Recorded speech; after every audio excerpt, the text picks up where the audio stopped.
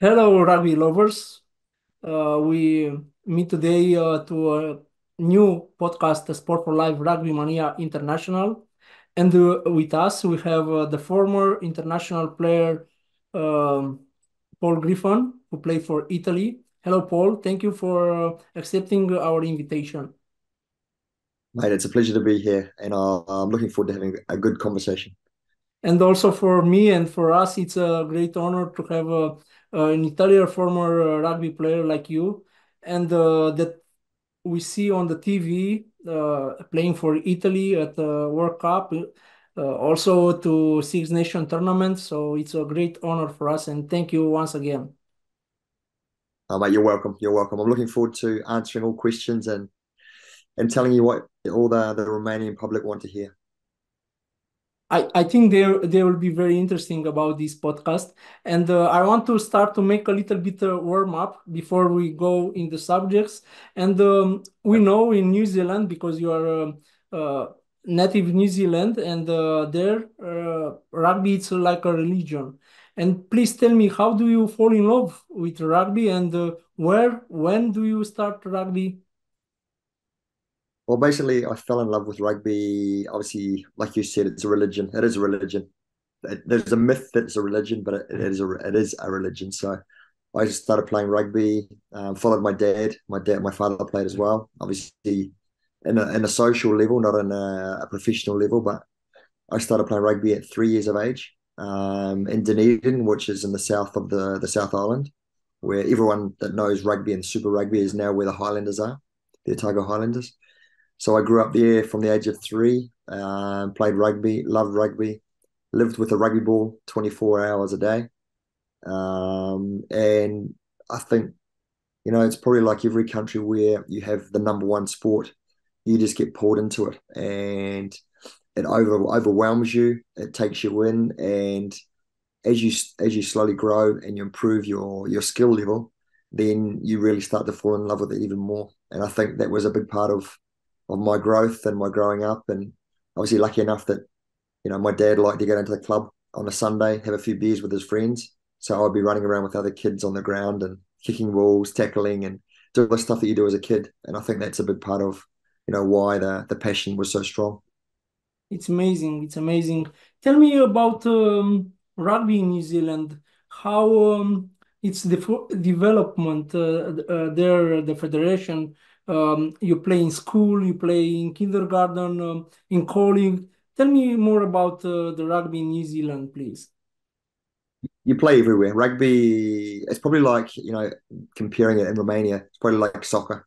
Everyone in Romania plays soccer on the road, at a park, at school, in the house. In New Zealand, it's the same. You play rugby everywhere. All your friends play, your brothers play, your mum and dad know about it, your nan and granddad know about it. So it's just ingrained into you that any opportunity you get to play rugby, you do it. So, I was always at school, we played a lot because at school, you have lunch. We have a lunch break from 12 o'clock to 1 o'clock. Everyone eats their lunch at their desk. You have your desk at school and you eat your lunch under your desk. So you're eating. At 12 o'clock, the bell goes and everyone's outside running around and you play rugby. But it's really cool because all the kids integrate with each other. So if you're 8 years old and you're 16 years of age, you still play. Everyone plays the same game, so you learn those little things as well. To not run into the big guy, or not get tackled by the big guy, or to not get beaten by the fast guy, or not to get run over by the bigger guy. So it's all those little things that you learn, and there's no referee, there's no coach. It's just kids being kids. And I remember when I was young as well, I was never the biggest, I was never the strongest. I was always reasonably fast. I was always very smart with my mouth, talking a lot of, Me too. I can't say, yeah, exactly. But there was always the respect between the bigger kids and the smaller kids. An example, I was small and there was a big island boy from Samoa. He would have been, I don't know, for me at the time, he seemed like John Olomo. But he was running towards me and I was crossing my face and hoping I wasn't going to die. And he let me tackle him, and he run at me instead of running over the top of me. He let me tackle him. So when I done that, obviously your chest pumps up, your self confidence grows. And he did realize, but the favor that he done me, not running over me, but letting me tackle him, it improved my self belief as well, and everything to do with rugby, you know. And it's the same thing other times where maybe I was running at him, going to run around him. Instead of running around him, I'd let him catch me. So it's that same thing where even though you're kids and you're growing up, you still have that idea of fair play and trying to make sure that everyone is improving, not just the bigger kids or the faster kids or the other kids, if that makes sense. You understand? Yes, yes, but I want to remember something about Jonas Logmu because for me it was the first icon. I was Yes. a young kid, and when I Yeah. start looking also to international games, and I grew up and I opened my eyes and I think I'm not the only one who do like Yeah. that. It was with Johan Lomu with his I don't know how to say Yeah. it. Yes, Pumped it up here. was Did you shave number 11 your eyebrow? Like that? no, I don't do that, but it for us here also in Romania it was a big thing to watch on the TV Johan Lomu. I'm Yeah. sorry. I have a little bit emotion. So it was amazing to see him on the TV. You know, it was, and I think also it's still representing the one of the most important icon in the history of the rugby. Lomu. It I was agree. I agree. He was a revolution. You know, there had never been a big guy as fast, as agile, and as athletic as what he was. But at the same time, he was a gentle giant off the field. You know, I was lucky enough. We're the same age. Well, unfortunately, passed away 4 years ago, but we're the same age. So I trialed for New Zealand under 20s, and he was my number eight. We were in Wellington in New Zealand, and he was there, was number eight. There was talk because in New Zealand, when he was growing up at school rugby, he was doing everything that an All Black could do, you know, and he was only 19 years of age, 18 years of age, sorry. And we're at the trials for the New Zealand under 20s, and the management from the All Blacks came to our camp and they got Jonah and they took him away to the All Blacks camp and he played against France on the Saturday on the wing. So that was how big he was, and that's how much he was respected in New Zealand.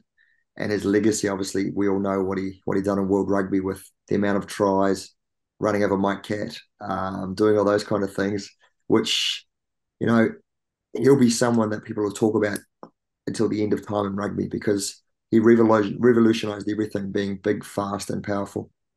Yes, indeed, it was an icon, and I always remember him and his images. I always carry with me in my heart, and I think Yeah. all the rugby lovers they do that for what he do for this sport. And tell me, Paul, how do you end up in Italy? Because it's a long distance between New Zealand and Italy. Yeah, it is. It's half a world away. No, long story short, in 1997, I busted my knee, my right knee. So I was at that stage, I was in Canterbury, and I was part of the development for the Crusaders. And I bust my knee, and then we went through the 6 months of rehabilitation. I came back and I bust my knee once again, same thing. And the season was finishing, and I'd finished my rehabilitation. So the coach of Canterbury at the time said to me, "Look, why don't you go overseas? You know, go to America or go to Italy." You know, he was helping me out with contracts, and I didn't want to go to America because America, I don't know, it interests me, but Europe was a big carrot. So, and especially going to Italy, you know, the Colosseum, Verona, Venice, Rome, everything like that. You know, All the it was packages. something exactly. And as a young New Zealand boy, a young Kiwi, you know, to go to Italy was pretty cool. So I decided to go to Italy. And then from there, you know, I played my first season in Naples, which was very, very interesting, but a lot of fun. And from Second, there, the second league in Italy, no? Naples. and that they were in the third league. They were in the Third league. third league because Serie A, Serie A2, and Serie B. So they Oh, were in Serie B. It was just to come, and we won the championship, and we went up to the second league, and then yeah, Calvisano called me, and I went to Calvisano and started there and finished my career there in the 14 north of Italy. years, 14 years to play for this team. It's something amazing for a player to have almost your career uh, playing for the same club. It's is something amazing. You won two titles, if I'm not wrong, and the I won one cup, four championships, four four, in champ, fact, four champ, four yeah, championship. Okay, I'm four sorry. champ. No, it's okay. Four championships and one World Cup. I think you said about 14 seasons too, I'm happy with it. I think the statistic came out when I finished playing that I played 343 games for Calvisano in 14 seasons. So, but the big thing there was, and I'm quite proud of this, I didn't start playing for Calvisano until I was 25. So I finished playing when I was 39, still at the top, and we won a championship on my last year. So that was quite cool. So it was a good personal thing, but it was a good thing as well to finish off my career because the first 4 years in Calvisano, we lost the first four finals. We made the final four times in a row, and we lost every final. I So that was think it tough. was And then the fifth, horrible. we won. I think it I was. was very tough. Yeah, very tough. But before we start to speak a little bit about the championship in Italy and also the national team of Italy, please tell me the difference between the southern hemisphere and the northern hemisphere, like the championship. What is the difference? Because we saw at almost all every World Cup, the southern hemisphere won the World Cup. So how it's the difference between us and this? I don't know the big difference. I think a big part of it, especially in the Southern Hemisphere, we talk about Australia, New Zealand, Argentina, and South Africa predominantly. Obviously, you have the islands as well, Fiji, Tonga, Samoa. But I think in all those countries, rugby is installed in school straight away, which is a big, obviously in the Anglo-Saxon countries, England, Ireland, Wales, Scotland, and France as well. Rugby is in school, so it's good. I'm not sure about Romania. I don't think it is. No, I think it's uh, special clubs, no. some In Italy, it's programs, not. but Mm, not so developed. Some school they do rugby tag, but not so extended this program. It's not this extent. yeah. So I think a lot of it has got to do with that as well. A lot of those, like I was saying before, about tackling the big guy and running, not running around him and he catching me. I think a lot of it comes down to just the hours and the time that you get at school, outside of school. There's just so much to do. Um, but I think the biggest difference is just that everyone plays rugby in the Southern Hemisphere to have fun. And I think it's a big thing in Europe as well, in the Northern Hemisphere. But it almost the attitude in the Northern Hemisphere is very, very much like soccer, where you have to be good, you have to be the best, you have to try and make a living from it. Where in New Zealand, I can only talk for New Zealand, but in New Zealand, you play it to have fun, and then obviously the bonuses come with your improvement and how you get seen. So it's not you don't start playing rugby to become a professional. You start when I was young, we started playing rugby to have fun, and then obviously the bonuses of being picked for national teams or selection teams or things like that gave you the push to go on further. Where I think a big part of the Northern Hemisphere is that you have to be good straight away to make sure you can support yourself or make money. I don't know if that makes sense, but the biggest thing for me is that. And then I think one of the other major factors is that the skill set in the Southern Hemisphere, we talk about catch and pass, vision, being able to avoid defenders. It's a big part we do in playing a lot of touch rugby. There's touch rugby in New Zealand, Australia is massive. Like it's huge. And the level is unreal. I mean, you talk at guys like Rico Ioane, Akira Ioane, Will Jordan, all those guys there. You can talk about everyone. Aaron Smith, Bowden Barrett, Geordie Barrett, Scott Barrett.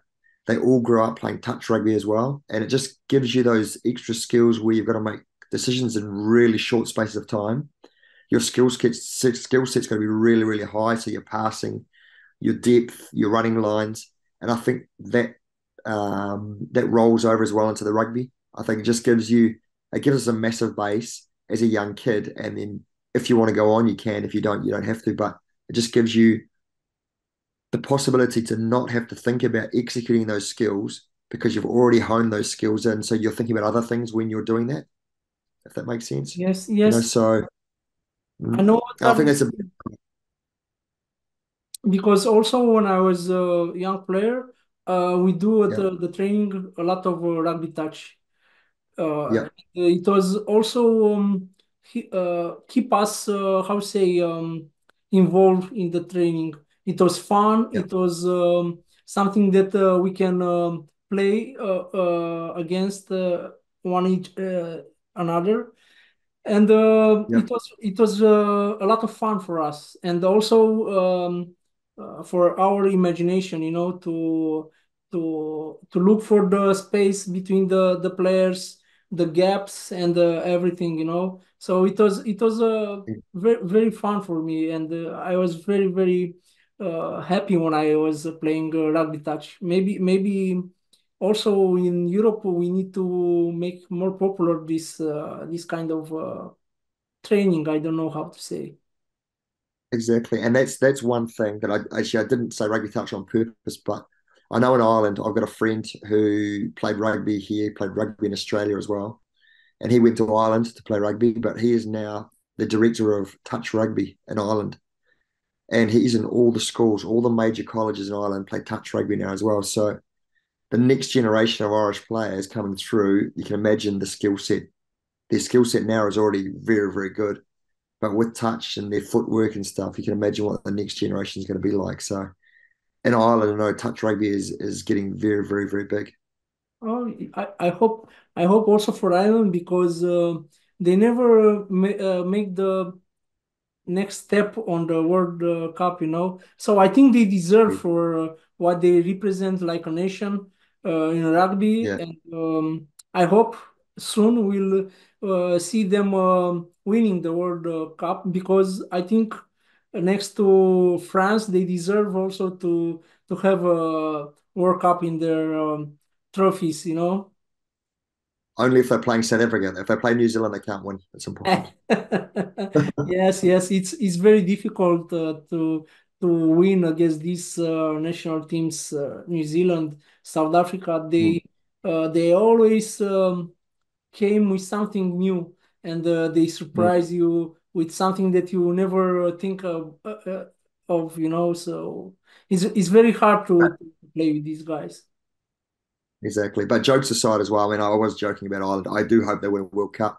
But, you look at New Zealand as well. They won the first World Cup in 1987 and they won the next one in 2011. So, it does take time sometimes, but once they break that seal, then everything is possible. So Ireland have a fantastic team. They have a fantastic coaching staff.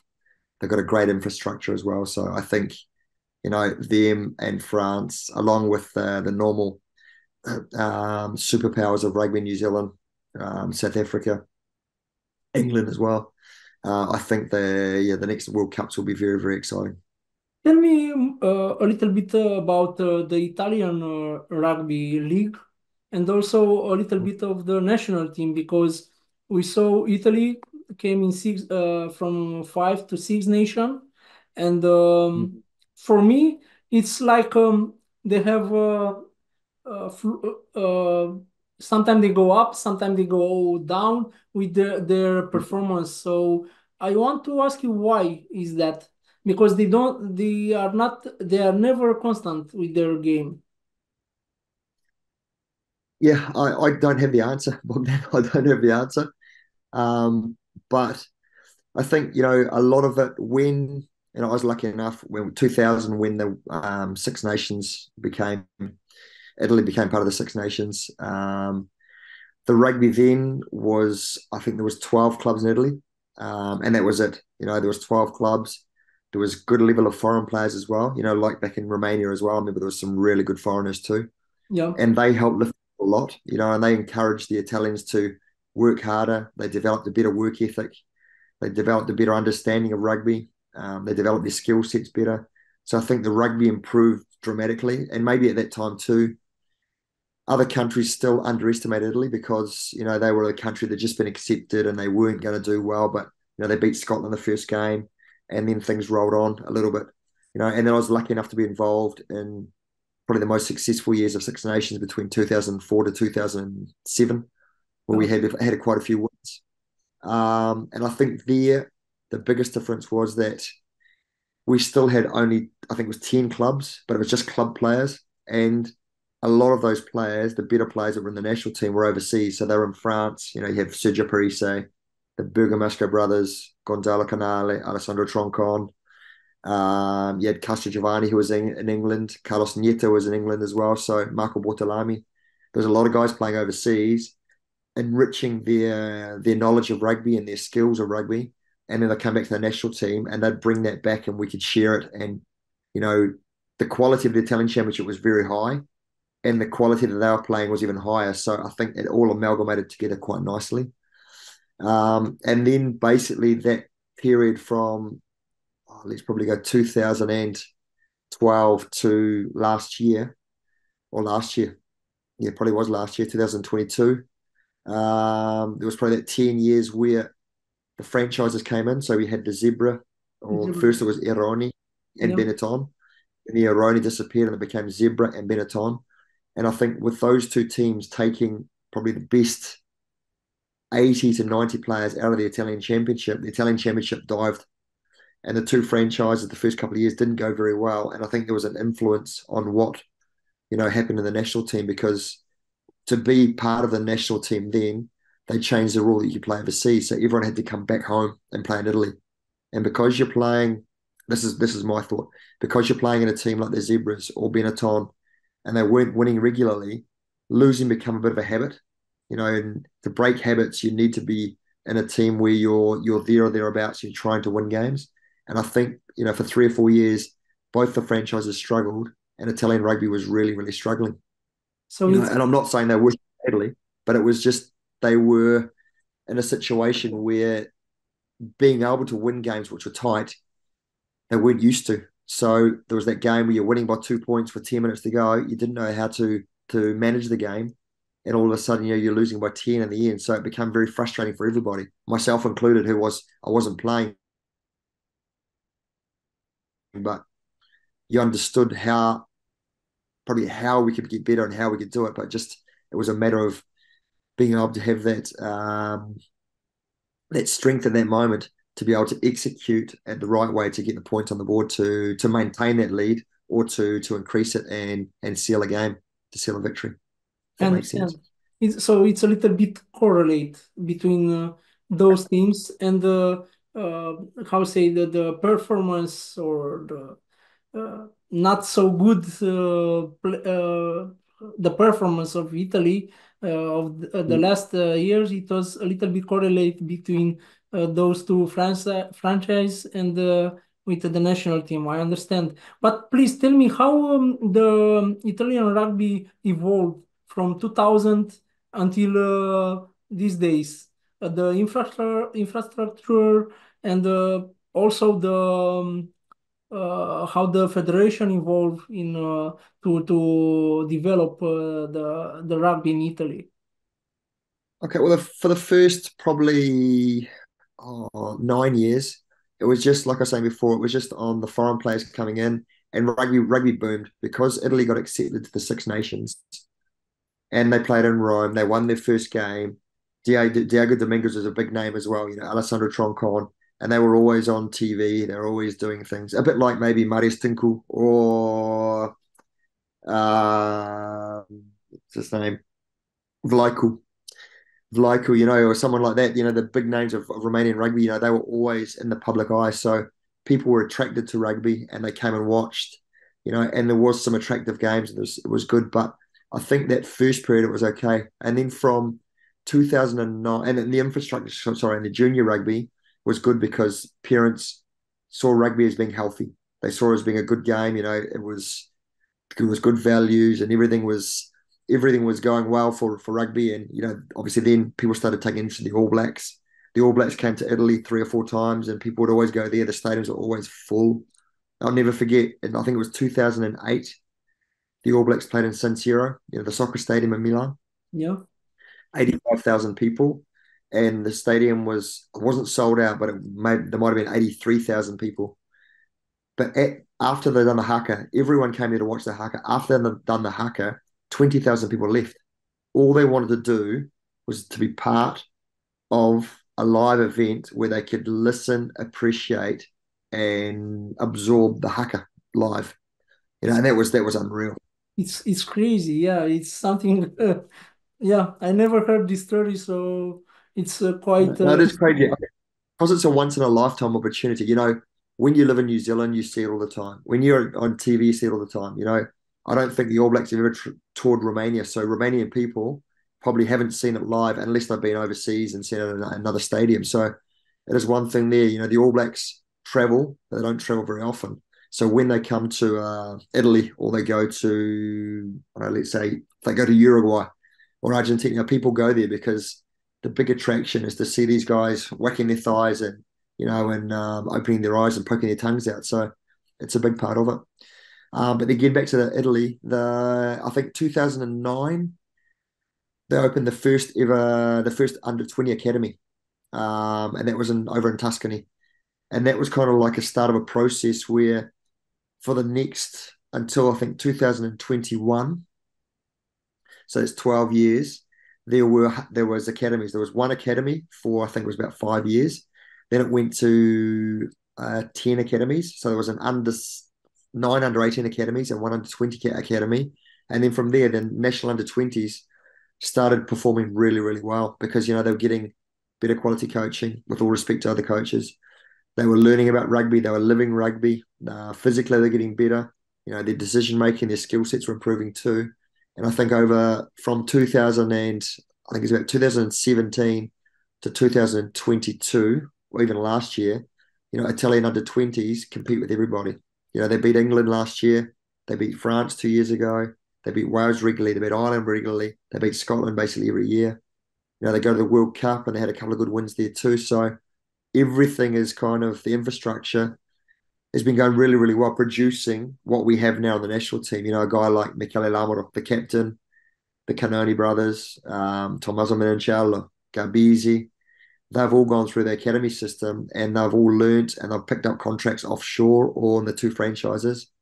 And the quality of rugby's improved for Italy. So I think a part of the growth in the last 10, 12 years has been the academy system and it's really, really functioned. Unfortunately, the new president came in and he cancelled the academies. So we're back to now, it's just club rugby. They have little trainings, I think it is twice a month in each region in Italy for a selected group of kids. But it's not the same consistency that they had in the academies that were around. So watch this space to see what happens in the future. But as we stand right now, Italy's got a really good base of young players who have had a good 7, 8 years of experience growing up and getting their bodies and their minds and their skill sets 100%. So the possibility of growing and competing with the better teams in the world is improving. It's very, very difficult, but it is improving. And how the clubs, how they are organized from the young age, from the children and until the first team, with Yeah. the trainers, how they develop the skills of the children. They go in tournaments around Italy, maybe Europe, and how it's the relationship with the sponsors because you tell me some names of a Benetton, like a Benetton. So they try to do the how say the same thing that Japan do. They take companies and they give them names. If only it was like that, Bogdan, it would be fantastic. But no, it's not like that. I think every in the top division, which I'm an assistant coach now at Petrarca and Padova, up by Venice. Every club has their main sponsor, so they'll have one sponsor which gives them money, and then underneath there they have a lot of other sponsors as well that help finance the season and everything that goes on.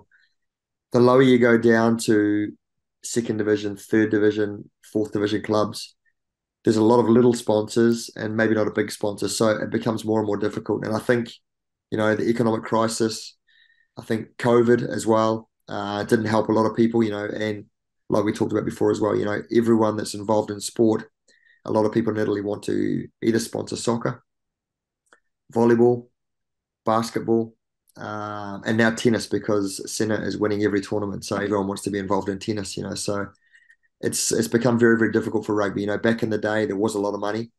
As it is now, probably the top six or seven teams in the main championship have money. The two franchises have money. Obviously, Benetton have got limitless money, so they've got a fantastic setup there. They've got a great coaching staff and great players, but and the Zebras, they've got a good sponsor, but they also helped out by the federation because the federation, it's a federation team where the kids that did come through the under 20 academy were going into there and playing for the Zebras. I understand it's But it's no, sorry, no, all the clubs have, yeah, basically where I played at Calverson, I'm now part of it. I was another club last year in Ravato, and every club has, it's gone back to even years now, so it'd be under six, under eight, under 10, 12, 14, 16, 18. A lot of clubs now have women's teams too, which is fantastic because women's rugby has become very, very popular and it's actually very good to watch, played really well. And then every team has their first team as well. Some teams have a second team too, but it's basically that you have I think, 9 age group sides and then you have your first team. It's amazing. It's so nice to hear about the Italian rugby because we don't know so much things, So it's good to keep us informed and in touch with the Italian rugby because Yeah. this is how we can improve our rugby, So tell me, you was also in Romania to coach, if I remember good, for a couple of months. Tell me about this period that you spent. We came to Romania in 2021, I think it was, for 3 months to finish off the remaining of the season at Tomitani in Costanza. There was myself, Troy Nathan, Cooper Vuna, John Akorangi, and Messi Tuakarena. We came across as a coaching management group to try and help the club just finish the season basically because there was a few problems going on. So we jumped on board and we got across to Romania and we met some amazing people, some really, really, really nice people. I'll never forget, we showed up at the ground in Costanza and it needs a little bit of love. It's a little bit destroyed at the moment, I suppose you could say, but it wasn't the structure that was the problem. It was the people were amazing. We met a lot of young kids who were playing, a lot of good coaches as well. There's a good friend of mine, Nuku, who was there, and he was amazing. He helped us out a lot. Speaks very good English. He played in France too on a professional level. Obviously, his wife as well, who's I know is a good personal friend of yours as well. And we met some really, really good people. And the Romanian players were amazing. They had a very, very good work ethic. Anything that was asked of them, they would do. We knew that we were up against it because I think we brought with us. I don't remember offhand now, Bogdan, but I think it was about 9 players from overseas as well. From Italy, from England.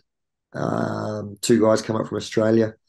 So we had another 9 players came in there as well. And I think at Costanza there was about 18. So I think we're about 27 all up. And our whole idea was just trying to get some excitement back into rugby in Costanza and just to show, the bigger teams like the Dinamo Bucharest and Steaua, Cluj, and there was the other Baia Timișoara. that this Timișoara as well, that this team could actually play rugby and they could have fun as well doing it. So with the 3 months there, we built an absolutely amazing culture. We had a mix of Romanian, New Zealand, Australian, Italian, English people there too. So everyone obviously English was the language we spoke, but Yes. I tried to learn Romanian and I didn't get very much. Uh, I used Google Translate a hell of a lot, but like I said, we met some really good people. Had an amazing time. unfortunately, the results in the rugby field didn't go the way we wanted. We didn't win a game. We got close 2 or 3 games, but basically we had 2 weeks to get prepared for the last, I think it was the last 6 games of the season. And yeah, no, we had an amazing time. Unfortunately, some of the promises that were made to us and to the players that come across, and also to the Romanian boys who were there, weren't honoured, and things finished up probably not on the happiest note. But obviously, that's a personal thing, and that's something we can talk about at a later date. But I think the whole adventure in Romania helped me to grow as a person as well, because learning a different culture, being involved in a different culture. And I still keep in touch with a couple of Romanian boys now as well. I think they're amazing people, and just the adaptability that there was from us to Romanian, and from the Romanian boys to us, I think was amazing. And we all learnt a lot of stuff, which I still take it ahead with me in life now, and I think a lot of the Romanian boys do as well. So, but unfortunately, it didn't finish the way we wanted to. And there's a bit of how do you say, a bit of bad blood, we could say, with the management side of it all as well. So we'll I'm just leave it at sorry. that. I'm sorry to hear that. I hope if So the next experience that you come again to Romania to be much better for you and for your staff. And I'm sorry that maybe you didn't have such a pleasant memory with some people, but this is life, you know. Sometimes exactly, it's not like you think, and also we can learn about some bad experience that we have in our life, you know. exactly, it makes us stronger. It makes us stronger too. So there's no bad blood anymore. But at that time, it was difficult. But like you said, it's 2 years has gone by, life goes on, and when one door closes, another door opens. So that's the most important thing, that you know we don't dwell on things, and just things carry on. But in saying that, I was talking with our mutual friend the other day, and I may head back out to Costanza for a Golden Oldies tournament, like an old rugby players tournament. I think it was in June or May. So yeah, my connection with Costanza is obviously communicating with this family, but I still would like to go back and catch up with some people as well, because like I said, there was some amazing times we had, and we had a lot of laughs. We had a lot of beers, and a lot of good time on the beach at Mamaya. I believe you. Please, if Yeah. you can, please answer on this question. If you can reform the Romanian rugby, what it will be your first, I would say, thing on your agenda to change. Honestly, I do not know. Um, What do you think we do not so good, and what do you think it's our strongest point? the strongest point in Romanian rugby, and I remember this, I played Romania, I think, 3 times. Once in Bucharest, once at the World Cup in France, and once in Italy. And they were always physically dominating, And I remember guys like there was Marius Tinku, like I said before, Vlaicu, all those guys there were huge. And when you played Romania, you knew that if you weren't physically up for it, that they would run over the top of you, and they would hurt you in a sporting way. They'd hurt you within the rules. And I think that's a big part that maybe Romanian rugby has lost a little bit of that identity as well. Um, and to go back to that, I think it wouldn't hurt, because Romanians are big. And I'll talk to the players that we had as well. They were big, strong, physical men, and maybe they didn't have that finesse of catching and passing perfectly. But if you have to carry the ball into a wall, I know they'll go through the wall and they'll go to the next wall behind it. So I think maybe the whole thing of the physicality, maybe like a South Africa in a different way, but getting back into that, winning those physical battles, and then developing. I think a big part of it too, like I was saying just before, is that with physicality, and you can see in South Africa, you need to develop the finesse as well. The skill set of the catch pass and those things there. And I think that was a big part that I did notice in Romanian rugby when I was over there playing, or when we played against. We also played against Bucharest Wolves quite a few times for Calvisano as well. and it was always the physical thing. But when it came down to the situations of going through the hands or finishing off a movement after you'd gone through the wall, there was always maybe just a little bit of a lack of I won't say capability, but capability is a wrong way of saying it, but a little bit of lack of maybe confidence of throwing those passes at vital times. I understand. Thank you for answering this question because I think it's not so easy to answer It's of not this. easy. It's not easy because being there for only 3 months and we only had 6 games. It's not easy, but from experiences playing against, I think physicality is. If you ask anyone in world rugby what Georgia's about, they'll say physicality. If you ask them about Romanian rugby, from when I was playing and probably possibly even now still, they will say physicality, and I think it's a big part of it. And I think the physicality on the Romanian side is, I won't say it's gone, but it's not as direct and it's not as dominant as it was in years gone by. It's true. Now we have a new staff with David Gerard, and I hope he will bring the all the identity back that Mm. people knew us for. So I hope will make us stronger again. Now I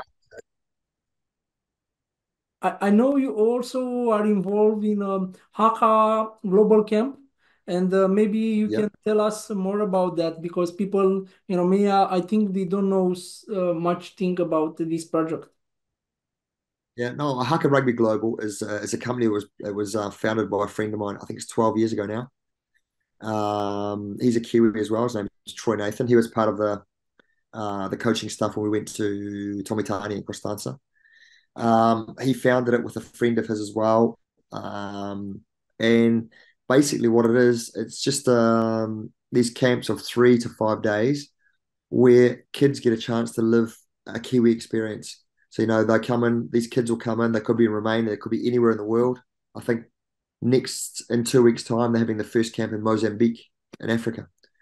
So, it's expanding, it's got massive. I think at the moment we cover 18 countries in the world, Wow. which is just massive. Yeah. So summer's big, and I only go to places where there's the beach because I want to go to swimming as well. On the haka stuff, the kids come in and they learn rugby. Obviously, we do a lot of drills, a lot of games, because some of the kids are in too. I think it goes from 9 until 18 years of age, or eight, sorry, until 18 years of age. So the range on age differences is quite big, but a lot of the games and a lot of the drills we do are game related. So it's a lot of fun. There's a lot of laughing. There's a lot of good vibes in there as well. And then obviously we do a lot of specific coaching on pass technique, tackle technique, clean out technique, all those kind of little things that as a young kid, if you can learn them well, then when you grow, you can concentrate on other things.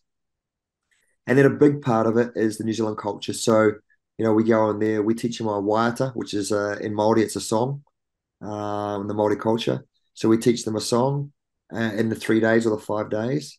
The parents hate us because the kids go home and they keep singing and singing and singing. So the parents come back every morning and they're singing as well. So, but that's the whole idea, to try to get everyone out of their comfort zone and learn something, a different culture.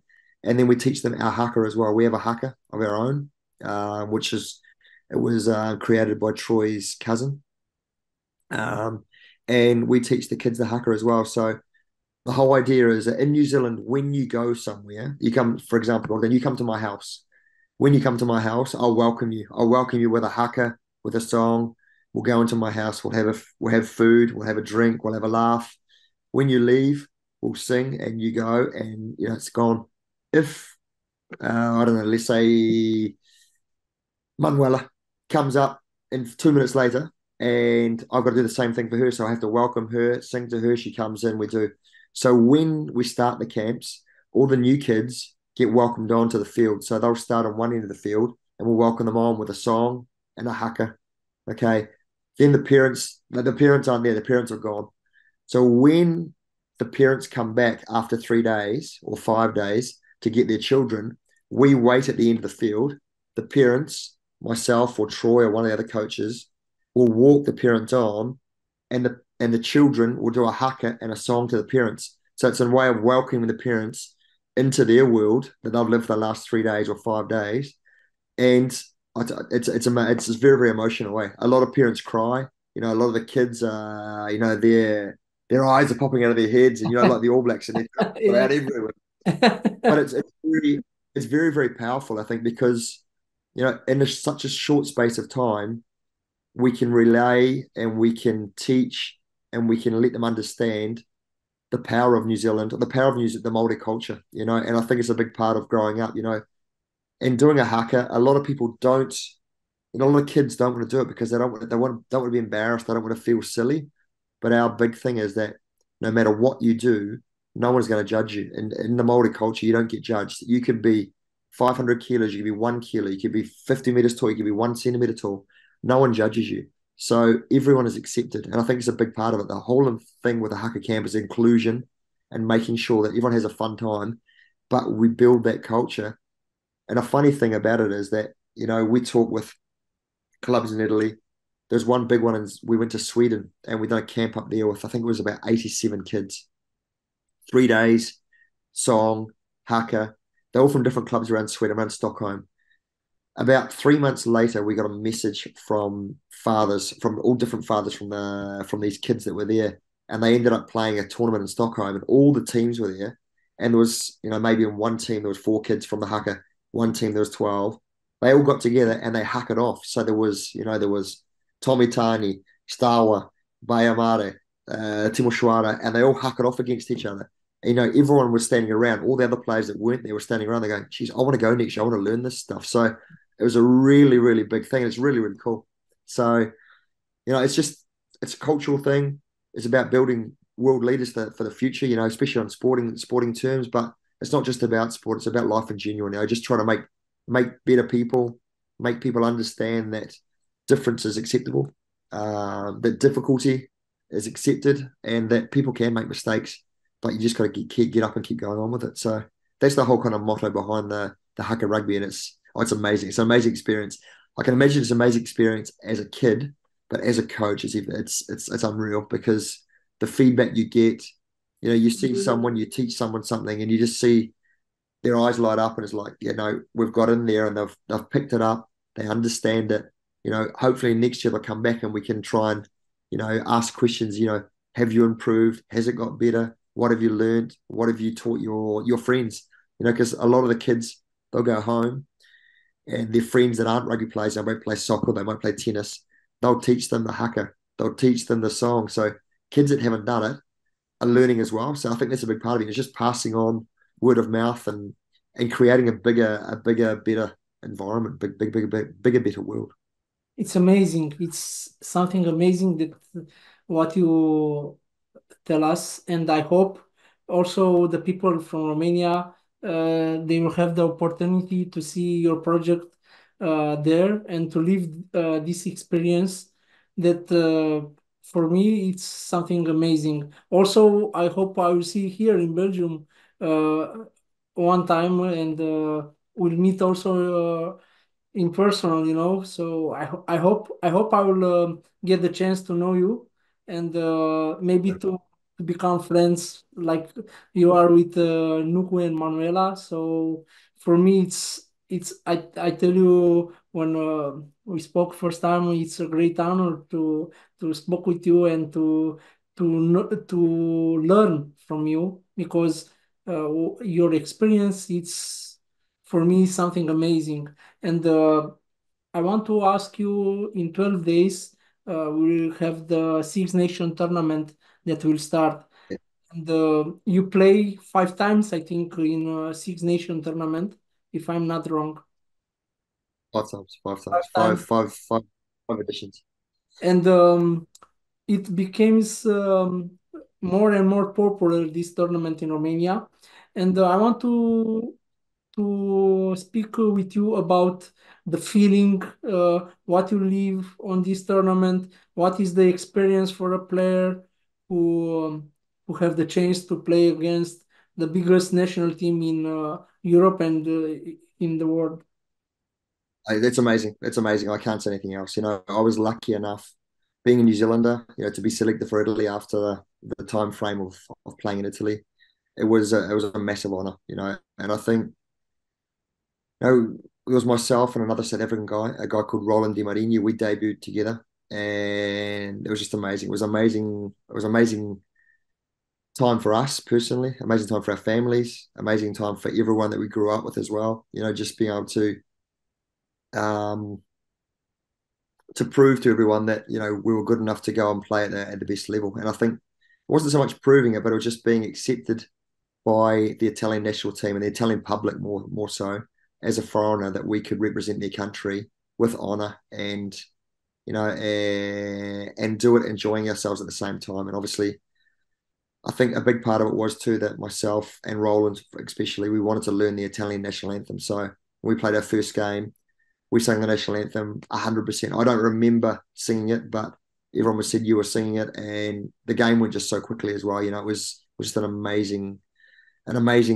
opportunity, and everyone said, when we're singing the national anthem, I was singing, but when the national anthem of the team we're playing against, it was Romania or the All Blacks or Australia or England, I was always smiling, and the camera would come across and you're always smiling. They said, "Why were you smiling?" I said, "Well, I play rugby for one reason, to have fun and to try and get to the biggest level possible, which is international rugby." I was there. I had the fortune of singing the Italian national anthem, which was absolutely amazing.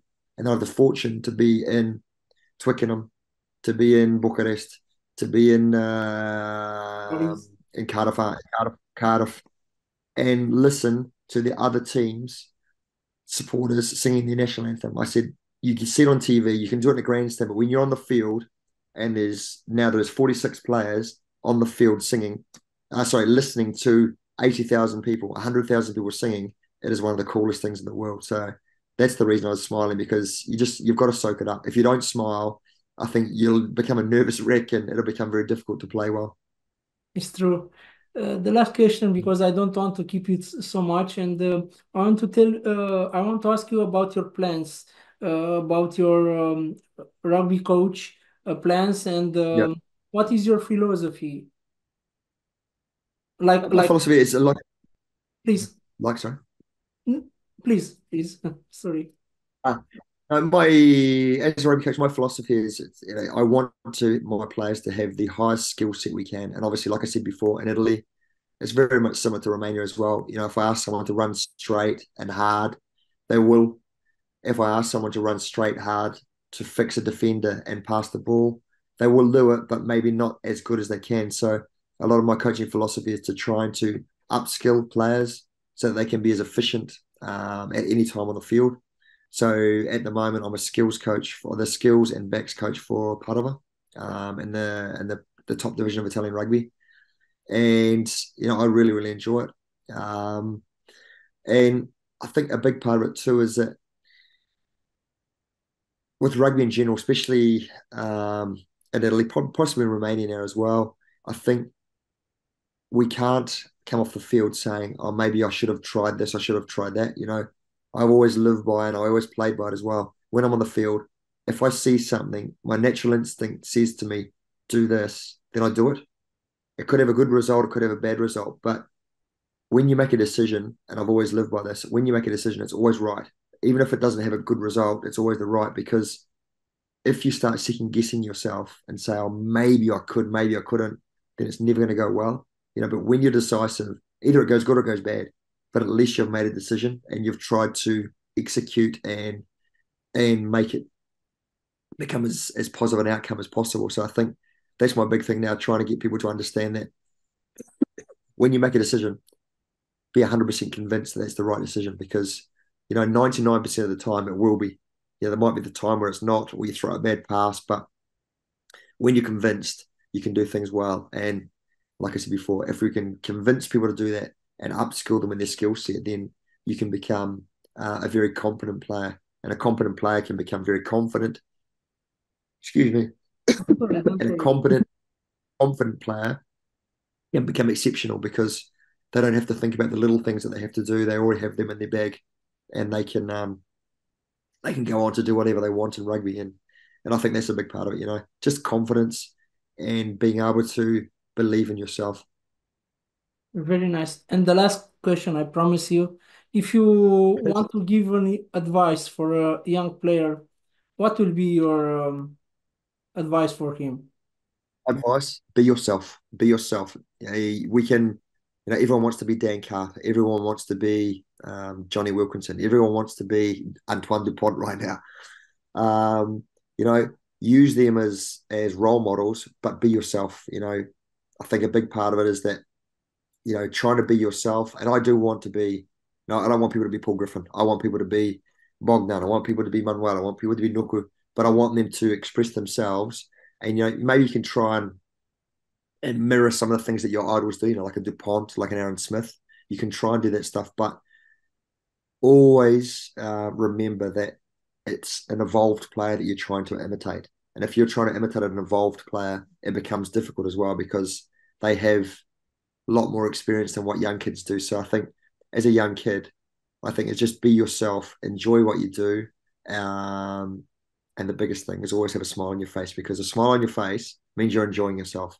A smile on the face for the opposition means that you're not tired and you're enjoying yourself while they're suffering. So I think it's a big part of it. Paul, thank you for this podcast. You are very nice, and I learn a lot from you. And I hope also our people that are watching us on this podcast, they have learned a lot of things from you, and they will have nice memories from us with this podcast, Sport for Life, Rugby Mania. And I hope I will meet you in person in Constanza on the next summer. I hope that because it's really amazing talking with you, and I imagine to know you personal will be much more intense this experience. So thank you It will for be different. We'll have to be on the beach at Mamaya with a beer in our hands, so it'll be different. We'll do that, I promise you. And for you guys, thank you that you are watching us, the podcast, Sport for Life Rugby Mania. If you don't subscribe until now, please do. It's nothing, doesn't cost you nothing, and maybe you can give us a like or a share. Will help us a lot.